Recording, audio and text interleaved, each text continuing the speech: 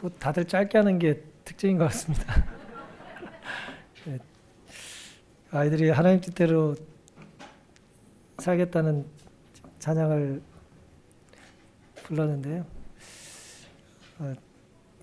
어렸을 때 저런 찬양을 했던 것이 아이들의 기억 속에 평생 하나님을 섬기고 사는데 도움이 될까요? 안 될까요?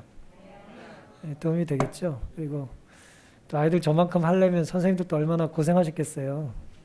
그래서 또 엄마, 아빠들, 선생님들 수고해 주신 분들 너무 감사하고요. 또 조금 커가지고 이제 또 안 하려는 아이들도 설득하고 또 선물 주겠다고 하고 또 어쨌든 그런 가정들이 그런 모든 가정들이 하나님께 영광이 되기를 간절히 바랍니다. 오늘 우리가 함께 살펴볼 주제의 말씀은 마태복음 3장 17절인데요. 함께 교독하셨는데 제가 봉독하겠습니다. 하늘로서 소리가 있어 말씀하시되 이는 내 사랑하는 아들이요 내 기뻐하는 자라 하시니라. 본문의 말씀을 우리가 잘 아는데요. 예수님께서 이제 공중봉사, 이제 공적인 생애, 이제 개인적인 삶이 아니라 이제 하나님의 자녀로서 이제 복음 사역하시고 이제 치유 사역하시고 이제 말씀을 전하시는 일을 위한 공중봉사, 공적 생애를 시작하시기에 있어서 이제 침례 요한에게 침례를 받으실 때의 상황입니다. 침례받은 직후에 하늘에서 들려온 소리죠. 앞서 13절과 14절에는 이 상황을 이렇게 기록합니다. 이때 예수께서 갈릴리로서 요단강에 이르러, 예수님이 이제 태어나신 곳은 이제 베들레헴이지만 성장하신 곳은 이제 갈릴리잖아요. 나사렛이잖아요. 그래서 갈릴리 호수의 왼쪽에 있는 이 나사렛 동네에서 자라셨기 때문에 그 갈릴리로서 요단강에 이르렀다는 것은 이제 그런 의미가 있습니다. 이제 요단강으로 가신 거예요. 요한에게 침례를 받으려 하신대. 여기 이제 사도 요한이 아니고 이제 침례 요한이죠. 다른 요한입니다. 침례를 베풀었다 해서 우리가 이제 흔히 침례자 요한이라고 하는데요. 광야에서 외치는 자의 소리로 이제 덥수룩하게 이제 살았던 요한에게 예수님께서 침례를 받으러 가시는 장면입니다. 그때 14절에 요한이 예수님께서 침례 받으려고 하시니까 어떻게 했습니까? 우리가 침례 누구 받는다 그러면 말려요, 잘했다 그래요? 정말 잘했다고, 지금까지 살면서 했던 선택 중에 가장 좋은 선택일 거라고 우리가 격려하지 않습니까? 근데 예수님께서 침례 받으려고 가셨더니 요한이 어떻게 반응을 했어요? 말렸어요. 요한이 말려 가로되 내가 당신에게 침례를 받아야 할 터인데 당신이 내게로 오시나이까 그랬습니다. 이제 침례 요한도 그렇고 예수님도 그렇고 공적 생의 첫 번째 그 설교는 회개하라는 거예요. 회개하라, 천국이 가까웠다. 이제 그런 말씀이었는데 시므온이 계속 회개하라고 외쳤거든요. 그랬더니 사람들이 그 말씀을 듣고 깨닫고 회개하고 회개의 표로서 침례를 받은 건데 이제 그 일에 예수님께서 동참하시려고 하니까 침례 요한이 아유 제가 받아야지 어떻게 예수님께서 저에게 오시겠습니까? 라고 이제 말리고 거절하는 그런 장면이라는 것이죠. 화이트는 이 상황을 이렇게 기록하셨습니다. 요한은 예수의 죄 없는 생애에 대해서 알았다 그랬어요. 예수님이 어떤 분인지 지난 30년 동안 죄를 한 번도 짓지 않으셨다는 걸 요한은 이제 알았다는 거예요. 그가 메시아가 될 것을 믿었다 그랬어요. 유대인에게서 예수님을 메시아라고 믿는다는 것은 엄청난 일이에요. 무슨 정감독의 정도령이 무슨 대통령 된다는 것보다 훨씬 큰 일이에요. 이거 엄청난 믿음이거든요.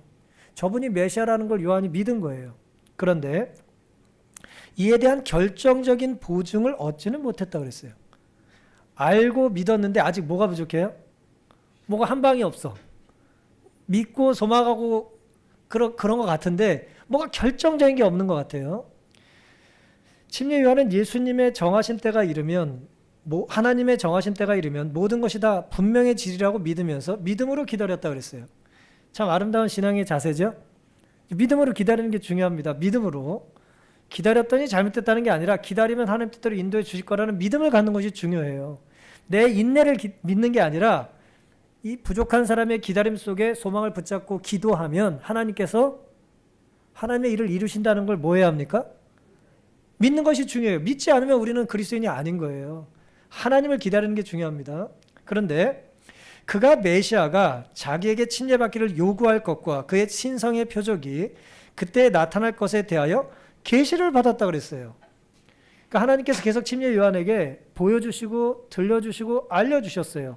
근데 한꺼번에 알려주신 게 아니라 하나씩 하나씩 알려주시니까 아직 결정적인 게 아닌 거예요. 그럼에도 불구하고 요한의 마음속에는 예수님이 메시아라는 것과 또 침례를 받을 때 결정적인 뭐가 있어요? 신성의 표적이 있을 거라는 거예요. 그것을 계시로 본 겁니다. 아직 일어나진 않았는데 그런 일이 있을 것을 보여주셨어요. 그럼에도 불구하고 뭐 하고 있어요, 지금? 주저하고 두려워하고 있는 거예요. 그게 이 상황입니다. 본문의 상황인 거예요. 오늘은 이제 하늘 소리, 이제 하늘의 소리인데요. 이제 하늘 소리라고 하는 제목을 정해봤습니다. 하늘 소리라는 제목으로 함께 예수님의 생애, 침례 받은 직전에 그 상황을 좀 살펴보겠습니다. 예수님 침례 받으실 때의 모습을 성경은 이렇게 기록합니다. 15절에 예수께서 대답하여 가라사대 이제 허락하라. 맞고 말리고 있으니까 뭐예요? 이제 허락해라 라고 말씀을 하셨어요. 내가 뭐 하겠다는 거예요? 침례를 너에게 받겠다는 것입니다. 우리가 이와 같이 하여 모든 의를 이루는 것이 합당하니라 하신데 이에 요한이 허락했다 그랬습니다. 예수님께서 요청하셨고 처음에 거절했다가 또 요청하시자 뭐예요? 허락했습니다. 예수님께서 이제 하늘 소리, 하나님의 음성을 들을 때 첫 번째 예수님의 상황과 특징은 뭐냐면 침례 요한에게 침례를 부탁했다는 거예요.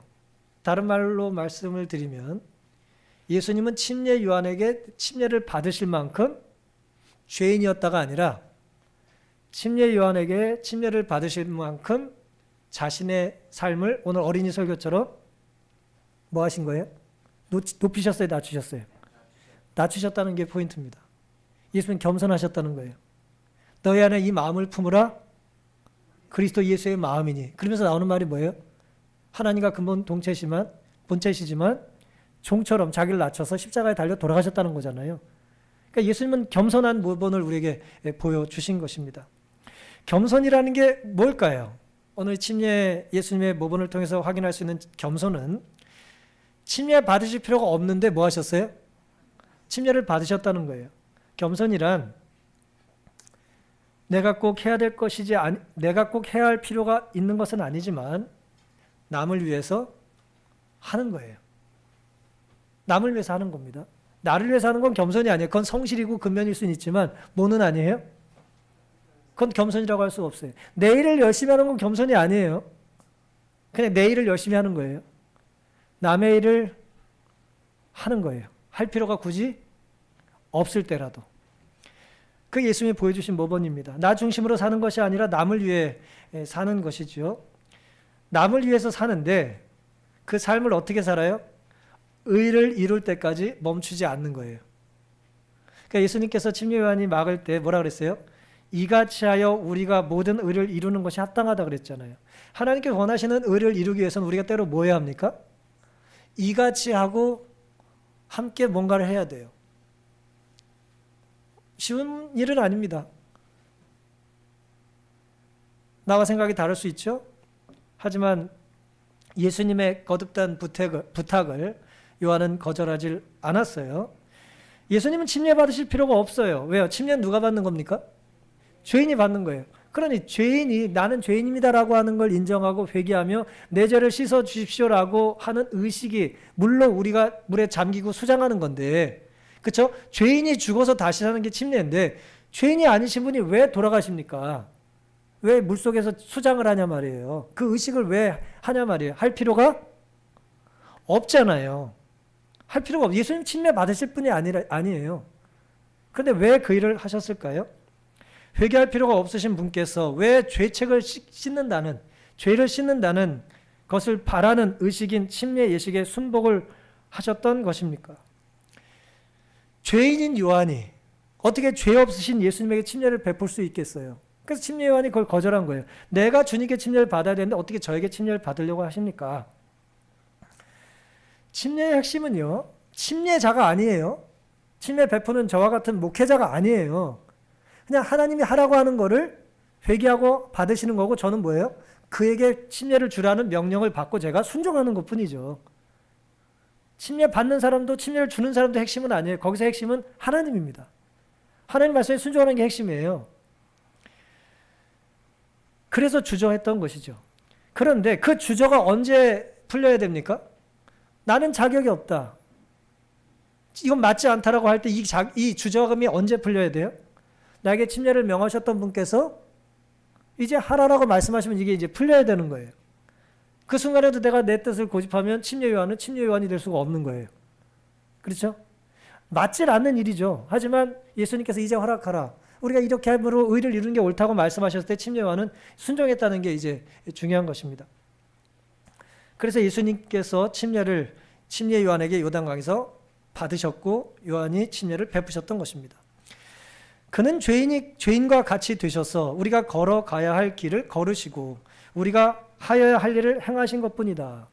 예수님께서 오늘 우리에게 침례의 모범을 보여주신 이유는 두 가지예요. 우리가 가야 될 길을 너희도 이렇게 가야 된다라고 하는 것과 내가 한 것처럼 너희도 이렇게 해야 된다는 것, 두 가지 알려주신 거예요. 가야 될 것과 해야 될 것을 알려주신 거예요. 침례를 받으신 후 그의 고난과 오래 참으신 생애도 또한 우리에게 모본이 되었다고 그랬어요. 그러니까 침례받은 이후에 어려움이 있는 것은 예수님의 모본적인 삶에 의하면 당연해요, 당연하지 않아요? 죄송하지만 당연한 거예요. 그러니까 침례를 받으면 더 이상 고난이 없는 게 아니라 침례를 받음으로 그리스도가 가셨던 것처럼 십자가까지 뭐가 있어요? 고난이 있다는 거예요. 그게 예수님이 보여주신 모본이에요. 근데 우리는 그럼에도 불구하고 그 길이 예수님이 가신 길이고 옳은 길이라고 하는 믿음을 가지고 뭐 하는 거예요? 나는 부족하고 연약하고 자격이 없지만 가는 것입니다. 그게 이제 오늘 예수님께서 침례 받으실 때 교훈의 첫 번째 이제 요지가 되겠습니다. 우리에게 모본이 되었다 그랬어요. 모본이라는 것은 우리가 하고 싶을 때만 하는 게 아니라 우리가 하고 싶지 않아도 하는 거예요. 그게 이제 본입니다. 그건 원칙이에요. 원리입니다. 사랑하는 성도 여러분, 주님께서 보여주신 겸손은 죄가 없으셨지만 죄인과 같이 되셔서 우리가 걸어가야 될 길과 우리가 해야 될 일을 본으로 모본으로 보여주신 거예요. 주님은 고백할 죄가 없으셨지만 주님께는 죄가 없으셨지만 주님 십자가에 달려 돌아가시는 순간까지 주위의 죄인들의 죄를 뭐 하셨어요?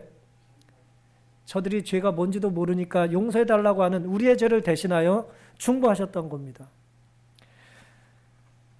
죄인들의 죄가 용서받는 의식, 침례식.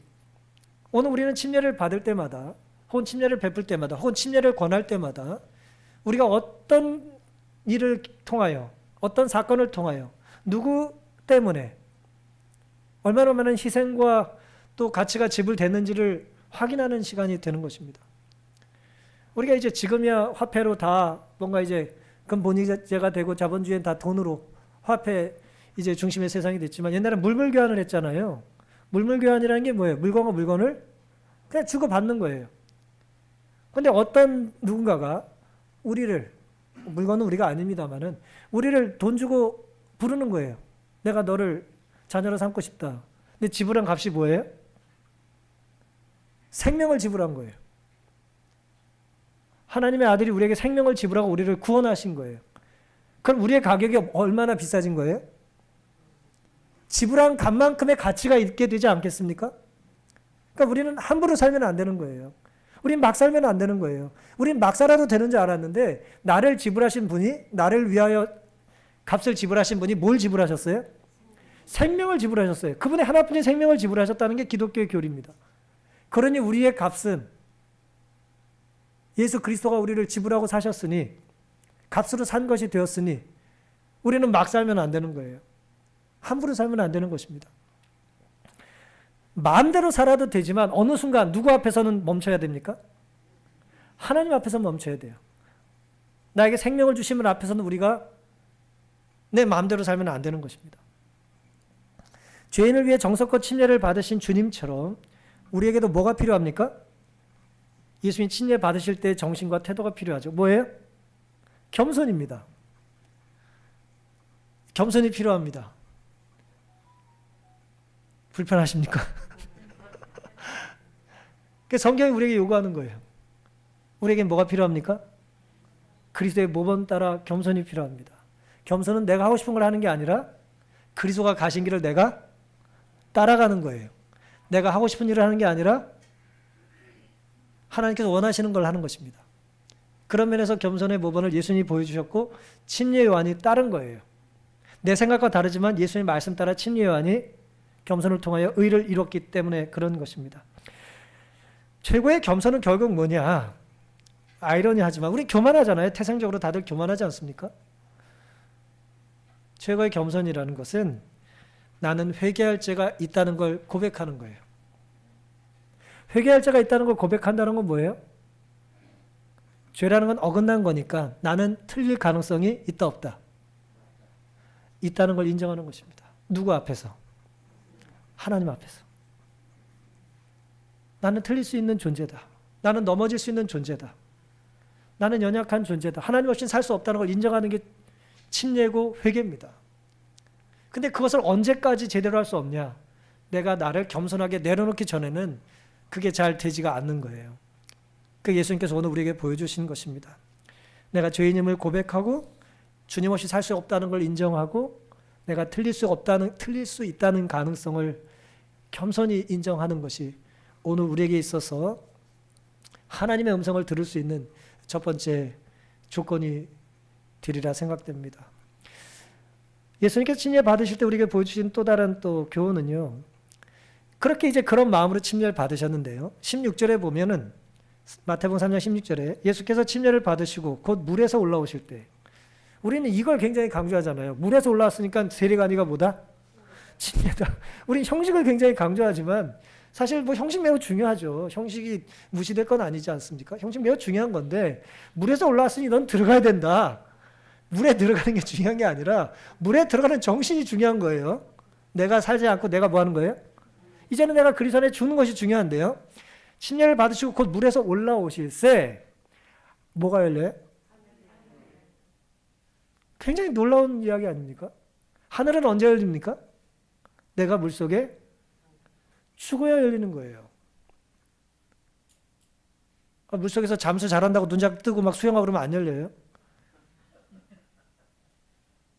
눈을 감아야 보이기 시작하는 게 있습니다. 세상의 소음의 귀를 막아야 들리기 시작하는 소리가 있어요. 내가 욕심을 걷어들여야 잡히는 게 있어요.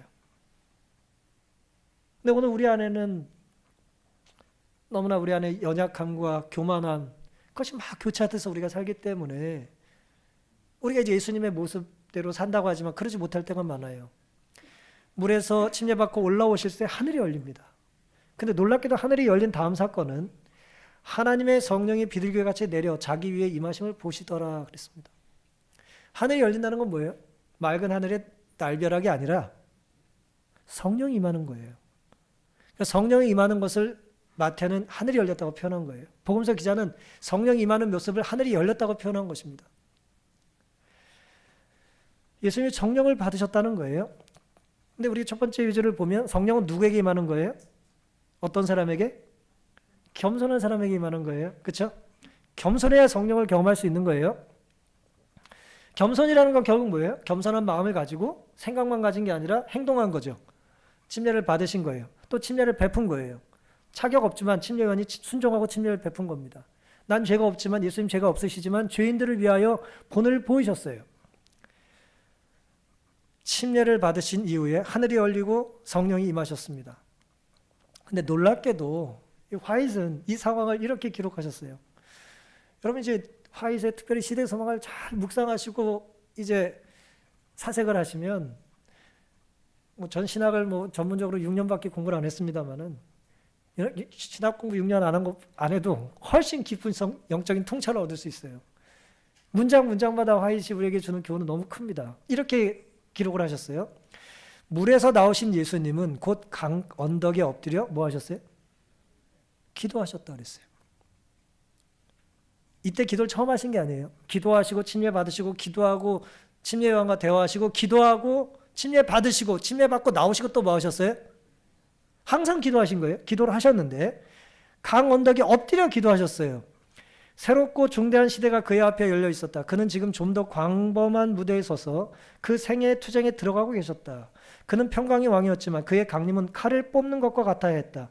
이 세상에서 그를 이해한 사람은 아무도 없었으며 그 공생의 동안도 그는 홀로 행하셔야 했다 그랬습니다. 예수님께서 이걸 감당하시기 위해서 기도를 하신 거예요. 침례를 받으신 것은 예수님의 삶에서 혹은 당시의 문화 속에서 사람들이 쉽게 납득할 수 있는 일은 아닙니다. 흔히 말하는 인기 있는 선택이 될 수는 없어요.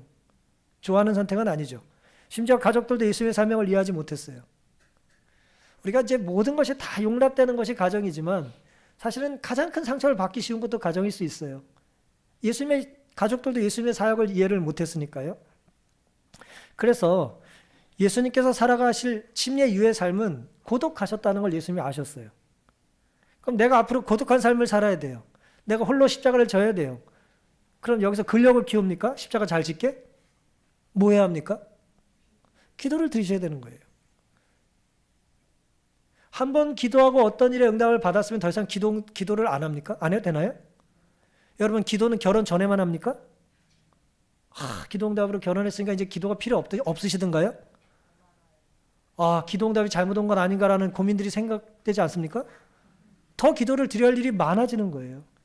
우리가 하나님 뜻대로 성전을 섬기고 성전에서 봉사를 하고 교우들을 섬기고 우리에게 맡겨진 사명을 개개인이 감당을 하잖아요. 우리가 초등학교만 졸업하면 그건 너무 많이 갔나요? 고등학교로 하겠습니다. 근데 고등학교만 졸업하면 뭔가 될 것 같아요. 대학만 들어가면 뭔가 될 것 같아요. 졸업만 하면, 취직만 하면, 결혼만 하면, 직장만 구하면 뭔가 될 것 같은데 은퇴를 해도 해결되지 않은 문제가 너무 많아요. 우리 삶이 그렇습니다. 기도가 필요 없는 순간이 있나요? 기도가 필요 없는 언덕이 있습니까? 없어요. 기도 없이 살 수 있는 그리스도인은 없습니다. 오늘 우리에게는 매 순간 예수님처럼 엎드려 기도를 드려야 하는 거죠. 그는 우리와 같은 자로서 우리의 죄와 짐을 담당하셔야 했다. 무죄하신 자가 죄의 수치를 느껴야 했다. 아니, 죄가 없으신 분이 수치를 느끼셨어요. 우리가 우스갯소리로 왜 당신이 사고를 친데 내가 부끄럽지? 연결됐기 때문에 그래요. 사랑으로 연결됐기 때문에 그렇습니다. 자녀가 잘못 일을 하면 부모가 괴로운 거예요. 떼고 싶어서가 아니라 뭐예요? 뗄 수 없기 때문에 그런 것입니다. 우리의 죄 때문에 예수님께서 수치심을 느끼시는 거예요. 평화를 사랑하는 자가 자기 분쟁과 함께 살아야 했고 진리가 거짓과 함께 깨끗함이 누추함과 함께 거해야 했다. 그는 홀로 그 길을 걸어야 하였으며 홀로 그 짐을 지셔야 했다. 영광을 버리시고 인류의 연약한 몸을 받으신 그분에게 세상의 구속이 달려 있었다 그랬어요. 그러니까 예수님께서 이걸 포기 못하시는 이유는 뭐예요? 내가 붙잡고 있어야 뭐합니까? 구원을 얻기 때문이에요.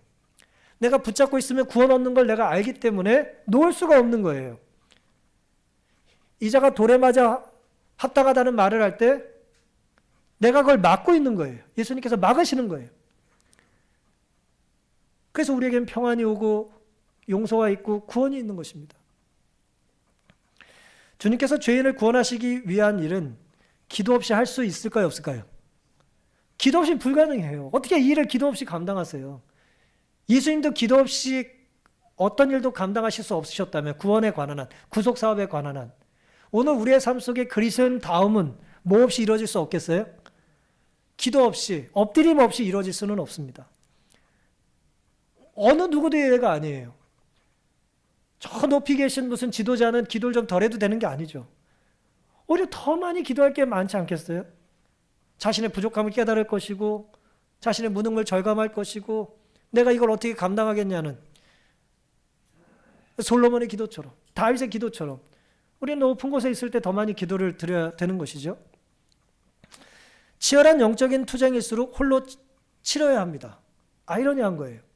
치열한 영적 싸움은 혼자 싸워야 되는데 우리는 혼자가 아니에요. 뭐 할 수 있으니까? 하늘과 기도로 소통할 수 있기 때문에 우리는 혼자가 아닌 거예요. 우리가 어디 어두운 밤에 힘들게 모르는 길을 가고 있다고 생각해 보세요. 아무도 보이는 게 없어요. 근데 누군가 나에게 전화를 해서 잘 가고 있다고 말해준다면 힘이 될까요? 의지가 될까요? 제가 종종 말씀드렸던 것 같은데 저는 어렸을 때 교회에서 집까지 거리가 그때는 엄청 멀은 것 같은데 지금 고향을 가보면 그렇게 먼 거리는 아니에요. 1km 정도 됐던 것 같아요. 1km 좀 더 됐는지 1.5km쯤 됐을지 모르겠어요. 늘 걸어 다녔거든요. 화요일이고 금요일이고 늘 부모님 회의하고 늦게 끝나시면 저희끼리 먼저 오시고 맨날 그랬단 말이에요. 저녁 예배 끝나고. 근데 지금도 기억나는 게 있어요. 저희가 4시인데 예배 끝나고 이제 쭈르르 갈 거 아닙니까? 근데 밤에 또 다리가 아파요. 왜 그렇게 어렸을 땐 다리가 많이 아팠는지 모르겠어요. 누나가 업어주고 그랬어요. 좀 크니까 이제 안 업어주고 뭐예요? 손을 잡는데 피곤하면 눈을 감는 거예요. 여러분 눈만 감아도 피곤이 엄청 덜하다는 거 아십니까? 눈 감고 걸을 수 있으면 되게 피곤하지 않아요? 근데 누가 잡아줘야 걸을 거 아니에요. 그래서 손을 잡고 눈을 감고 많이 다녔어요. 그럼 발 조심해라, 뭐 이렇게 올라가야 된다, 뭐 내려가야 된다. 그런 기억이 지금 나요. 누군가 나를 붙잡아주고 있다면 내가 보지 않아도 돼요. 나보다 더 잘 보니까. 나보다 더 잘 들으니까. 우리 신앙에도 이것이 마찬가지입니다. 기도는 그런 거예요. 나는 미래를 보지 못하고 알지 못해요. 하지만 모든 걸 아시는 분께서 나에게 기도를 통해서 뭐 해주십니까? 알려주시고 들려주세요. 필요한 건 뭡니까? 겸손히 따르는 거예요. 새 눈 뜨면 안 돼요. 온전히 맡길 때 우리는 구원을 경험할 수 있습니다. 타락한 인류의 구원이 그의 팔에 달렸으므로, 예수님의 팔에 달렸으므로 그는 하나님의 전능하신 사랑의 손을 붙잡기 위해 그의 손을 내미셨다고 그랬어요. 기도로 내미신 거예요. 하나님, 이 불쌍한 죄인들을 긍휼히 여겨 주십시오. 저의 피로 그들을 구원해 주십시오. 그게 예수님께서 하신 일입니다. 어느 순간 우리의 간절함이 약해지고 어느 순간 우리의 확신이 흔들릴 때가 있습니까? 살다 보면 그럴 때가 왜 없어요? 많이 있죠. 양심이 있다면 좀 흔들려야죠, 사람이. 생각이 있다면 흔들려야죠. 어떻게 생각 없이 흔들리지 않고 초질관 빈틈없이 삽니까? 이게 맞나? 이게 옳은가? 제대로 가고 있나?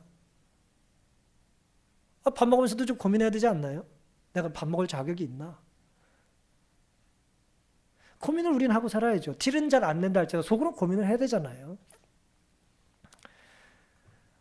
간절함이 약해지고 확신이 흔들릴 때, 그때 우리가 해야 될 게 뭘까요? 다시 기도하는 것입니다.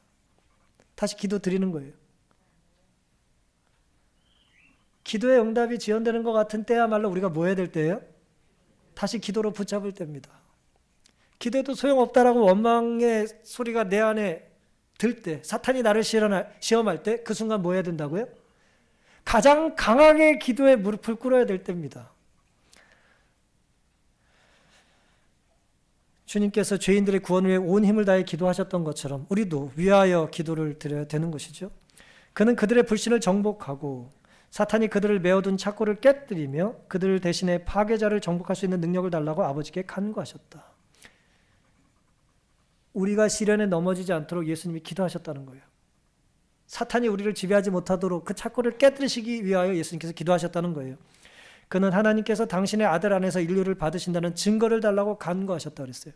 이게 얼마나 감사합니까? 인류를 구원해 주실 겁니까? 이 백성들 용서해 주실 겁니까? 이들의 죄가 해결된다는 것을 저에게 뭐 해달라는 거예요? 보여달라는 거예요. 증거를 보여달라는 거예요. 그게 예수님의 기도였어요. 우리 위해서 이렇게 기도하시니까 기도하시는 분이 계시고 성령께서 말할 수 없는 탄식을 위해서 중보하시는 것에 대하여 감사하십니까? 그게 오늘 우리의 구원을 이루는 과정이에요. 근데 놀랍게도요, 우리에게도 이런 간절하고 열렬한 기도가 필요하다는 것을 우리는 인지해야 되는 것입니다. 예수님 우리에서 간절히 기도하시니까 됐어가 아니라 예수님은 예수님의 영역에서 기도하시듯 우리는 우리의 삶의 영역에서 기도해야 될 필요가 있습니까? 기도 드려야 되는 거예요. 근데 사람이 자기의 문제만을 위해서는 간절한 것 같지만 실제로는요, 언제 더 간절합니까? 내가 사랑하는 대상이 구체적으로 있을 때 더 간절해져요. 그래서 우리에게 사랑이 필요한 거예요. 사랑하고 살라는 얘기는 사랑해야 산다는 거예요. 사랑해야 기도할 수 있다는 거예요. 사랑해야 포기하지 않는 것입니다. 혼자 하면 왜 포기를 못하겠어요, 우리가? 그런데 사랑하는 대상 때문에 포기를 못하고 계속해서 붙잡고 있는 것입니다. 나와 내 가족, 자녀와 이웃이 사탄을 이길 힘을 달라고 하는 간절한 기도가 우리에게도 있게 되기를 간절히 바랍니다. 높은 곳을 차지하기 위한 싸움이 아니라 하나님께 간합된 증거를 달라는 예수님의 간구가 오늘 우리에게도 필요합니다. 주님께서 받으신 성령은 따라서 기도의 응답이에요. 언덕에서 침례 받으시고 엎드려 기도하셨던 기도의 응답으로 뭘 받으셨다고요? 하늘이 열리고 성령이 임했다는 거예요. 어제 저녁에 전장님 설교 들으신 분들, 오늘 제 설교가 굉장히 비슷해가지고 제가 조금 긴장을 했는데, 가장 좋은 것, 좋은 것을 주시지 않겠느냐는 그 좋은 것은 뭐예요? 구하는 자에게 성령을 주시지 않겠느냐. 마태는 좋은 것으로 표현했고 누가는 성령으로 묘사했어요. 우리가 구할 수 있는 가장 귀한 선물은 뭐라고요? 성령이에요. 성령. 하나님은 성령을 주기를 원하세요. 우리가 원하는 작은 것 말고 하나면 족한 걸 주기를 원하세요. 그게 성령입니다. 연약한 우리의 삶에도 성령께서 충만히 임하게 되시기를 간구하며 살게 되시기를 간절히 바랍니다. 따라서 우리에게는 겸손이 필요하고 우리에게는 뭐가 필요합니까? 기도가 필요합니다. 기도를 통하여 성령과 소통하고 성령의 충만하심이 우리의 심령에 임재할 수 있게 되기를 간절히 바랍니다. 이제 드디어 예수님께서 이제 침례를 받으시고 성령을 받으셨는데요. 그리고 들리는 소리가 뭐예요? 17절. 하늘로서 소리가 있어 말씀하시되 이는 내 사랑하는 아들이요 내 기뻐하는 자라 하시니라. 누가 성령을 받은 자냐? 헛소리라면 성령 받은 게 아니에요. 성령은 내가 하나님과 어떤 관계가 있는지를 깨닫는 것입니다. 난 성령 받았다 그러고 엉뚱한 소리 하는 사람은 성령 받은 게 아니에요. 성령은 뭐냐 하면 우리의 본래 위치가 어떤지를 깨우쳐주는 게 성령의 역할입니다. 우리가 아무리 이 땅에서 죄인으로 버림받은 사람으로 거칠고 모난 사람으로 살아도 너는 누구라고요? 너는 하나님의 아들이다. 나는 너를 기뻐한다라는 음성을 구별해 듣는 거예요. 자격 없고 어떻게 보면 뭐예요? 참 웃기는 거죠. 어떻게 네가 하나님의 자녀라는 소리를 네가 할 수 있냐? 네 입으로. 자격지심에 그걸 인정하고 싶지가 않은 거예요. 내가 그러지 못하니 뭐예요? 옆 사람도 하나님의 딸이고 하나님의 자녀라 그러면 뭐예요? 내가 아니고 너도 아니야 이렇게. 그렇게 말하고 싶은 거예요. 근데 그때는 뭐가 빠진 거예요? 내가 성령이라고 하는 안경 없이 필터 없이 쳐다보기 때문에 그런 거예요. 만약에 내 안에 성령이 거하시면 성령의 눈으로 보게 되겠죠? 성령의 소리로 듣게 되겠죠? 그럼 여기 앉아 계신 옆에 분들이 뭐예요? 나를 자꾸 괴롭히는 사람으로 보이지 않고 어떻게 보여요? 하나님의 자녀로 보이겠죠. 그리고 나는 너희들이 갇히는 게 기쁘다고 하시겠죠. 내 사랑하는 아들이요 내 기뻐하는 자라. 이것이 우리가 어떤 상황이라 할지라도 충분한 한마디 하나님의 대답이에요. 여러분 이 땅에 사시면서 앞으로 힘들 일이 왜 없겠습니까? 예? 앞으로 살기 어려운 일이 왜 없겠어요? 그때도 뭘 기억하셔야 합니까? 나는 하나님의 사랑받는 자녀라는 걸 잊지 말게 되시기를 간절히 바랍니다. 잊지 마세요. 그건 내가 선택한 게 아니라 하나님이 나에게 이렇게 불러주신 거예요. 나는 널 사랑한다. 나는 너를 기뻐한다는 거예요. 말씀하시고 계신 것입니다.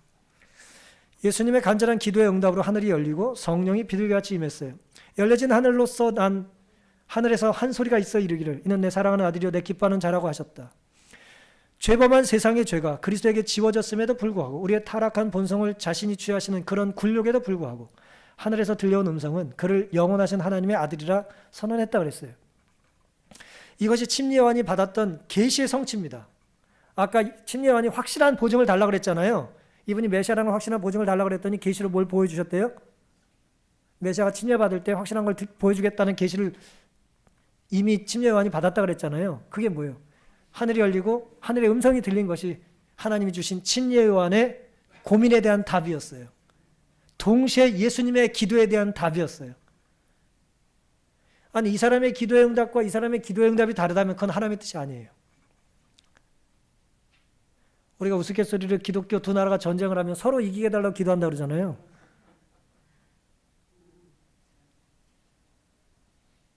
하나님의 응답은 침례요한의 두려움을 예수의 간절함을 동시에 이루어 주실 수 있는 것입니다. 오늘 우리에게도 그런 기도의 자세와 겸손의 태도가 필요한 것입니다. 우리는 순종한 만큼 믿은 만큼 기도드린 만큼 겸손한 마음으로 연합한 만큼 깨닫게 될 겁니다. 내가 낮아지는 만큼 우리는 섬길 수 있어요. 내가 비운 만큼 채워지는 것입니다. 내가 듣고 싶은 마음이 있어야 들리는 거예요. 듣기 싫으면 안 들려요. 듣기 싫은데 어떻게 들리겠습니까? 보고 싶지 않으면 보이지 않아요. 온 마음과 정성을 다해서 우리는 하나님 뜻이 무엇인지를 가늠할 필요가 있는 것입니다. 주님께서 기도 들으시자 하늘이 열렸고 성령이 임했습니다. 응답이 제때 왔어요. 하나님의 때에 하나님의 방식으로 온 겁니다. 요한은 예수께서 한 간구자로서 아버지의 간합하심을 받기 위해 눈물을 흘리며 간절한 기도하시는 것을 보고 깊은 감명을 받았다. 예수님의 눈물 흘리는 모습을 보고 침례요한이 감동을 받았대요. 여러분, 우리의 신앙의 삶에서 누가 나를 위해서 기도하는 모습이나 혹은 누군가 내가 정말 예상 못한 상황에 누군가 간절한 기도의 모습을 보고 감동받아 보신 적 없으십니까? 우린 그런 모습을 의도적으로 보여줄 필요는 없습니다만은 누군가 그런 모습을 볼 필요가 있어요. 침례요한은 예수님의 간절히 눈물을 흘리고 기도하시는 모습을 보고 감동을 받았다고 그랬어요. 그리고 이것이 중요합니다. 성령이 그에게 임하자 그는 손을 펴 예수를 가리키며 부르짖었다. 보라, 세상죄를 지고 가는 하나님의 어린 양이로다. 요한복음 1장의 말씀을 이제 하나씩 기록해 놓은 것입니다. 성령이 그에게 임하자. 이 그가 누구예요? 그가 예수님이에요, 침례요한이에요? 예. 이래서 우리에게는 독해력이 필요합니다. 예수님께서 성령이 충만해지셨을 때 그 모습을 보고 침례요한이 감동받고 그 예수님께 역사했던 성령이 누구에게도 임했어요? 침례요한에게도 임한 거예요. 화이트 말에 이제 그라고 하는 이 대명사는 예수님이 아니라 침례요한을 지칭하는 거예요. 화이트는 예수님을 보통 대문자 H로 많이 썼는데 힘이라고 이때 소문자로 씁니다. 문맥상 누구예요? 침례요한에게요. 침례요한에게도 뭐가 임한 거예요? 성령이 임한 거예요. 침례요한에게 성령이 임하자 그는 자신의 손을 펴서 예수를 가리키며 뭐라 그랬다고요? 세상죄를 지고 하는 하나님의 어린 양을 보라. 예, 성령의 역사는 결국 우리 눈에 누가 보이는 겁니까? 예수님이 보이는 거예요. 예수님이 놓치면, 예수님이 잘 보이지 않으면 우린 지금 길을 잃은 것입니다. 방향을 잃은 거예요. 성령이 충만한 가장 혁혁한 특징은 내 눈에 누가 보이는 거예요? 예수님이 보여야 합니다. 때로 우리는 근데 예수님이 잘 안 보이죠. 왜 안 보여요? 이런 과정들이 우리가 뛰어넘기 때문에 그래요. 겸손히 내 뜻을 굴복시키고 자복하고 나와 생각이 다르지만 듣고 또 성령이 먼저 충만한 사람의 삶을 통하여 감동을 받고 그 모습을 보고 감동받으니 나에게도 뭐가 임해요? 성령이 임한 거예요. 결국 우리는 내가 감동받은 만큼 닮아가게 돼 있어요. 따라한 만큼 흉내내게 돼 있습니다. 거룩한 음성으로 거룩한 말을 하길 원하신다면 거룩한 소리를 자주 들으시고 거룩한 음악을 자꾸 접하게 되시기를 간절히 바랍니다. 누구든 성령이 임하면 남의 죄가 아니에요. 누구의 죄예요? 세상 죄를 지고 가는 그 세상 죄 속에 누구 죄가 있어요? 내 죄는 없어요? 내 죄를 지고 가는 예수님을 보게 될 것입니다. 주님이 내 죄를 위하여 십자가를 지고 가시는 모습을 본다면 우리가 자랑할 수 있습니까? 어떻게 자랑을 하겠어요? 우리가 교만할 수 있습니까? 우리가 내 것 주장할 수 있습니까? 그럴 수 없잖아요. 예수님 나를 구원해 주시기 위해서 십자가에 내 죄를 지고 가시는데 그 순간에 교만하다는 것은 우리는 예수를 본 게 아니지 않습니까? 요단강에서 예수에게 이는 내 사랑하는 아들이요 내 기뻐하는 자라고 하신 말씀은 인류를 향하여 하신 말씀도 되는 것이다 그랬어요. 하나님께서는 예수님에게 사랑하는 아들이고 기뻐하는 자라는 말씀하셨지만 이건 누구에게도 하신 말씀이라고요? 하나님의 아들 예수에게 죄짐을 지어준 우리에게도 하신 말씀이라는 거예요. 나는 너도 사랑한다는 거예요. 나는 너도 즐겁다는 거예요. 너를 생각하면 난 행복하다는 거예요. 하나님께서는 우리의 대표자로서의 예수에게 말씀하신 것이다. 그리스도에게 임한 그 영광은 우리에게 대한 하나님의 사랑이 뭐라고요? 보증이다 그랬어요. 여러분 이거 잊지 마십시오. 예수님에게 성령이 임한 게 확실하다고 믿으십니까? 그럼 오늘 우리의 구원도 확실한 거예요. 그게 보증이에요. 예수 그리스도에게 성령을 주신 것이 확실한 것처럼 이 죄인이 하나님을 부정하지 않는 한 우리의 죄 용서와 하나님의 사랑은 변함이 없습니다. 의심하지 마세요. 내가 하는 걸 봐서 사랑받지 못할 것 같고 내가 한 짓을 생각할 때 나는 뭐 자격 없을 것 같죠? 하지만 하나님께서 예수님에게 성령을 주신 게 확실한 것처럼 오늘 우리를 향한 사랑도 뭐하다고요? 확실하다는 것에 대하여 의심하지 않게 되시기를 간절히 바랍니다. 요한은 요한일서 3장 2절에 우리는 지금 하나님의 자녀라 그랬어요. 아무리 높은 집, 의리의리한 집, 들어가기 힘든 것 같은 그런 엄청난 집이라 할지라도 그 집 들어가는 거에 대해 두려워하지 않는 사람은 누굴까요? 당연히 집주인은 말할 것도 없고 자기 집이니까 누가 당당할 수 있어요? 그 집 자녀죠, 자녀. 그리고 애들은 그래서 아빠 집인데 꼭 지네 집이라고 그러잖아요. 10원 하나 내 것도 없으면서 우리 집이라고. 네. 우리는 하나님의 자녀입니다. 계시록 3장 7절과 8절에는 다윗의 열쇠를 가신 분께서 문을 열고 기다리신다 말씀하셨어요. 열려있는 문을 우리를 초청하실 겁니다. 그러니 구원에 대해 의심하지 않게 되시기를 간절히 바랍니다. 주기도문에는 하늘에 계신 우리 아버지여라고 하며 기도를 하라고 알려주셨죠. 자녀는 필요한 것이 있으면 본능적으로 전화를 하고 연락을 해요. 그럼 부모는 알죠? 안 받습니까? 본능적으로 애들은 알아요. 경험적으로 알아요. 자기의 필요를 누가 채워줘요? 부모가 채워준다는 걸 아는 것입니다. 하지만 모든 부모가 다 그런 능력이 있거나 상황이 아니기 때문에 부모의 역할을 교회는 대신해야 될 필요가 있는 거예요. 때로. 교회의 어른이라면 연약한 가정을 돌봐야 될 공동체의 책임이 있는 것입니다. 어디를 애들이 쳐다보고 의지해야겠어요? 그래서 우리는 넓은 마음을 가지고 넉넉한 마음을 가지고 내가 책임져야 될 가족이 많다는 생각을 가지고 살 필요가 있는 것입니다. 하나님께서 감당할 능력을 주실까요? 아멘이 작습니다. 마태복음 6장 8절에 구하기 전에 너에게 있어야 할 것을 하나님 아버지께서 아신다 그랬습니까? 믿으시나요? 하나님 아버지라는 것은 우리의 정체성을 보여주는 것이고 우리는 하나님의 자녀라는 것이고 너에게 있어야 할 것이라는 것은 유산을 말하는 거예요. 영적인 유산. 우리에게 가장 필요한 건 누가 아셔요? 우리 아버지가 아세요. 그럼 물려받을 수 있을까요? 주고 싶지 않으실까요? 받을 수 있습니다. 예, 제가 좋아하는 소설가 중에 김훈 씨라고 있는데요. 이분이 이제 뭐 기자 활동을 하시다가 이제 소설가로 전업을 하셔서 글을 참 잘 쓰셨는데, 이분이 이제 딸이 있어요. 딸이 있는데 딸과의 이야기를 이제 인터뷰했던 기사가 흥미로워서 잠깐 알려드립니다. 딸은 이제 영상을 전공해가지고 이제 아빠가 소설가 문학가인 거에 반해서 제 딸은 이제 영상 제작을 하는 이제 감독인데요. 딸아이가 영화를 찍는다고 해서 누가 돈을 대줬을까요? 아버지가 돈을 대줬어요. 근데 아주 작은 이제 실험적인 영화이기 때문에 1,000만 원을 대줬습니다. 그랬더니 1,000만 원을 줬더니 10분짜리 영화를 만들었어요. 단편 영화니까 10분짜리 1분에 100만 원.